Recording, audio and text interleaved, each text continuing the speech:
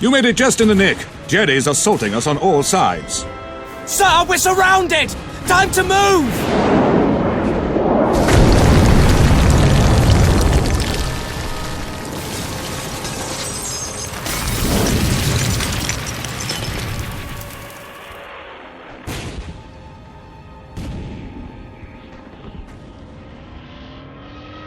You know, I never thought I'd see a cutscene from a game that could summarise the tier of quality it provides, but today I think I've actually found it, and I'm ashamed to say that when I was younger, I really liked this game. I can't remember why exactly, but what I do remember is that I wouldn't have ever played this game if it wasn't for my dad buying it. He pretty much played it once or twice and then let me have a go, and when I was younger I think I ended up beating the game. So thanks Dad, you're making me revisit this game, and I cannot believe I'm doing this.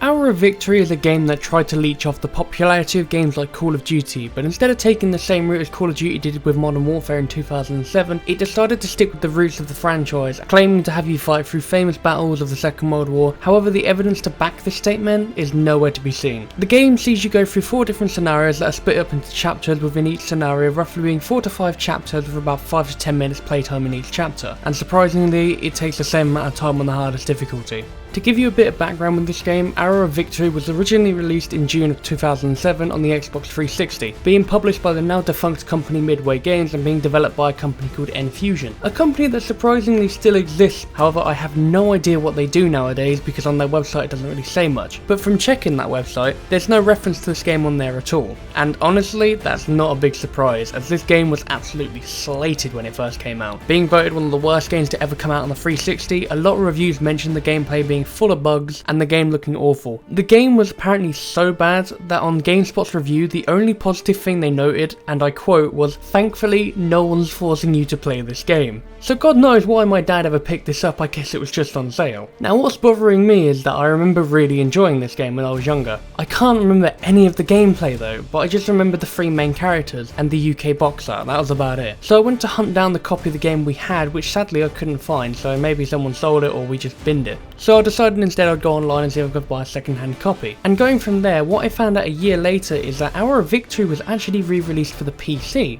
So great, I can play it on my computer and not have to faff about with a capture card and finding my Xbox. However, in the long run, I wish I'd actually done this because I've ran into countless errors with this PC port. The first being the most obvious fact that it's a Games for Windows game, which is a service that doesn't really work on Windows 10. You can get it working, but it literally took me about an hour to get everything fixed and actually boot up because if you don't have the Games for Windows service installed, you can't get past the main menu. You just sit there on that enter screen and you're stuck there. With that in mind, I dread to think how many other games I own have the exact same issue these days, but at least it's out of the way now so I won't have to faff about with it again. And with that issue out of the way, I was finally able to boot up and play the game. So the plot for Hour of Victory is just pretty much 3 soldiers with various skills have been called to duty to help assist in various operations, and the first thing you can see from this cutscene is that not only do the animations look awful for a game from 2007, the player models look horrendous. In fact, they look worse than Call of Duty 2. You know, the game that came out 2 years before this. I mean, come on, if you're gonna try and be the next Call of Duty game, you can at least try and be on par with the previous games in the series at least. Not the games before that. Thinking about it though, this game genuinely looks like a game that should have been on the PS2, not on the Xbox 360. Moving on from the really horrible look of the game, you've got 3 characters to choose from. Ross, a British commander who prefers to face the enemy's face on, so basically Sterling from Raid. Bull, whose only unique trait is he has a sniper rifle. And then finally there's Taggart, a stealthy operative who's probably the only character in this game who has a slight difference in gameplay. But I remember one of the selling points of this game being that each character has a different skill set that makes you progress through the game differently. And this is technically true, but when I say differently I mean you just go to the same room but via a different entrance. And it can be either climbing a rope with Bull, lockpicking a door or cutting a fence with Taggart, or my favourite one, pushing a randomly placed generator in the middle of a castle with Ross. Out of anything he can push out the way, it's the generator just sitting in the middle of a doorway for no reason. And what's really annoying about this is that it could have actually been a really good way to increase the replay value of the game if these choices had actually got any meaning behind them. But they don't. It's basically, well, I could just go through the front door and shoot everyone the normal way, or I could just climb up the wall as the weakest character and then get shot by everyone and die. But, oh fuck it, who cares, I'm just gonna go with Ross because he's British. So you start the first level and...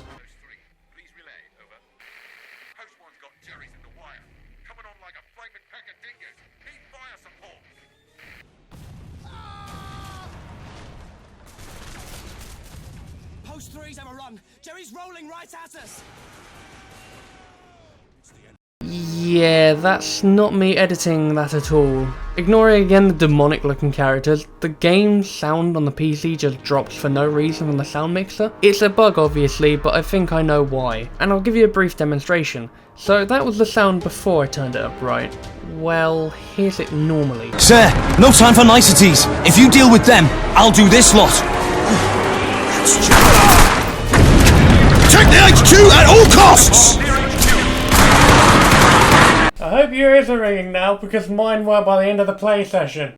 I'm assuming this is something with the PC port, because I do not remember the sound mixing being this bad when playing it on the Xbox a few years ago. Or the gameplay feeling this janky. It's not awful as I've played much worse, but the controls are weirdly set up with the PC port, and what doesn't help is this fucking horrendous FOV it's stuck at. And for the first time ever playing an FPS, I actually genuinely got motion sickness, and it's not just from that, it's also from the sprinting animations as well. I understand that camera shake is a sense of immersion in games, but I'd rather be able to play the game instead of wanting to throw up on my monitor. Getting back to the campaigns, I do want to get this over with, the first level just sees you going from point A to point B, or a better way to put it, you walk up the road. Seriously, these levels are unbelievably short, and the only reason I think some of these feel long is because of the unescapable cutscenes, with the first being that amazing moment I started off the video with. Once you encounter the general walking like he's just shat himself, you walk a little bit further up the road and then the level ends. Or in my case, the game just crashes. There is nothing on my end that actually caused this, it is just a bug that never got fixed for the game, as a lot of people who reviewed the PC port have mentioned this, meaning from time to time throughout the game, you'll just finish a level and be greeted with a black screen. Normally you'd see the achievement icon, but it just sits there. Now you might be wondering, well, how do you fix it then? Well, you've just got to replay the level again. Meaning I played the first level 4 times until I finally got the achievement to say I beat the level. And then the next level loads, and it's more of the same.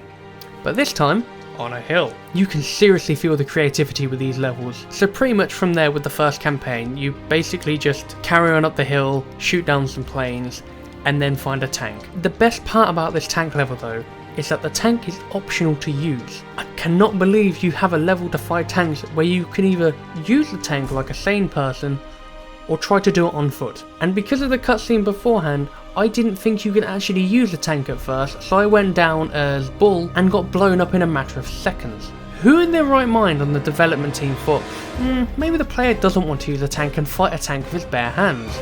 This game just gets worse the more I play it. Anyway, once the game crashed on me again, the first scenario is over, and we move on to the second scenario, where we start in a cable car climbing up the mountain to save some guy from a castle, because he's apparently important. So for the first level of this scenario, I had no idea what I was doing, I just kind of walked around for a bit and then flicked the switch and left. How the fuck is that a first level? Right, so from whatever the hell that was, the next level is you end up being forced to play as Taggart, and basically you need to go and find Mr. Important. But you have to do it in stealth. Oh well, it's optional stealth, but yes, there is stealth in this game. And following tradition of the rest of the game, is as shit as you'd expect. There's no way to tell when you're being detected, and the moment you kill someone, even if it's by a fucking throwing knife, everyone on the map is alerted. So why they kept this mechanic in the game is just a mystery, and it's the only level in the game that you'll ever have to stealth.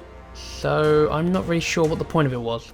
So once you've found and saved Mr. Fuckface, you end up having to escort him out of the castle, which brings me onto the map I know the layout of so well. There's nothing about this map that's really noteworthy, besides the moment where Mr. Dickbag is over there fiddling his hands near a box to claim to get a key, and the only reason I know this map so well is that I encountered that bloody glitch again with the checkpoint. But instead of it happening once or twice, do you want to know how many times it happened? 20. I have played this level 20 times just so I can get to the end of the game and finish it. I won't deny that, yeah, I did actually end up going, fuck it, I don't want to do this anymore, and we'll end the video there. And I wish I did, because there's nothing beyond this point even remotely worth talking about. It's all just the same crap again. Drive a tank, escort a tank, shoot some Nazis, let the game crash for 8 more times. Well, okay, there's one last bit that's worth mentioning. So you enter a library with the Russians to go find blueprints and then overload a nuclear reactor in a library. Hang on, So you're telling me that our victory is based on true events? And then can someone tell me, when in Hitler's regime did he go, you know what this library needs? A fucking reactor core. Who the fuck wrote this story?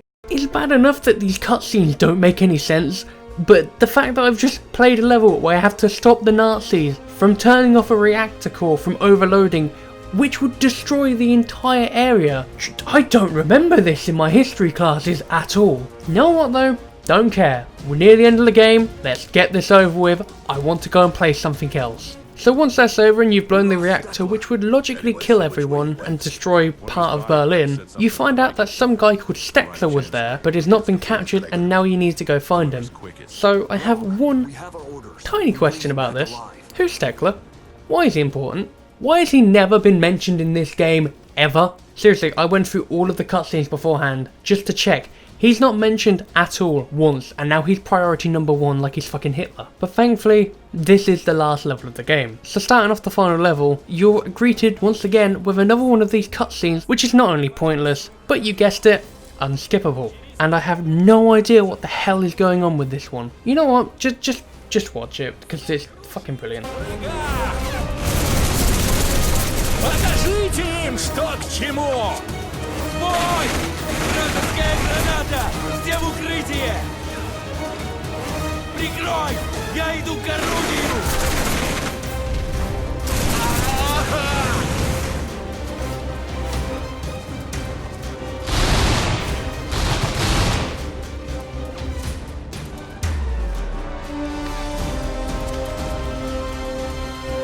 Ложись! Граната!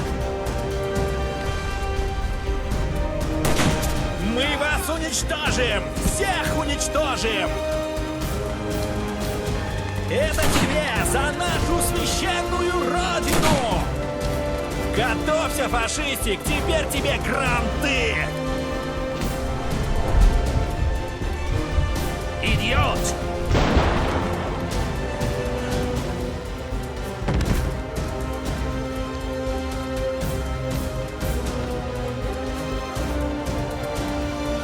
You know what's great about this cutscene though? I showed this clip to Peacemaker, and with him being Russian he translated it for me, and it basically says, get ready Fascistorino, you are now gonna die.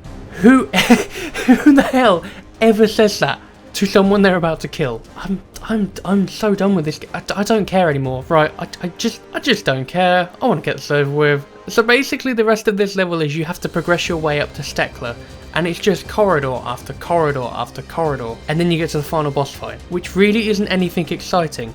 He just teleports from one corridor to the other, or in one of my attempts, he glitched and spawned in one of the corridors and also next to me, meaning I couldn't actually kill him, he just killed me. There's nothing special about how he fights you, it is basically just a bullet sponge offense. So once you inject enough bullets into him, you'll randomly get the final cutscene where he dies, and then the game will pan out with this dramatic music and crash.